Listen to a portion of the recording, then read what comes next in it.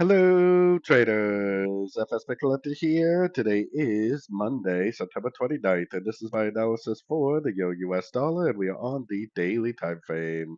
So on the daily time frame, if this really is a big wave C, like I've been saying, then we definitely do have a lot of downside potential. We are going up pretty strong today, but there's no breaker structure to the upside. There's no significant higher low, so we definitely want to look at this move up right here as possibly just a pullback to this last wave down.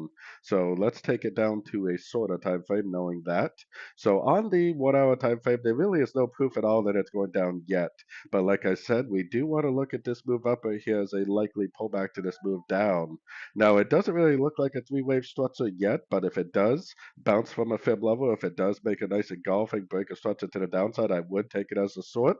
I would be a little careful just in case it does end up being like a wave B and this is a wave A and then it goes up for a wave C. But with the trend being down on the daily, if it does engulf down at a fib level, I would take the chance as a short to see if it does end up continuing the higher daily time frame downtrend or not.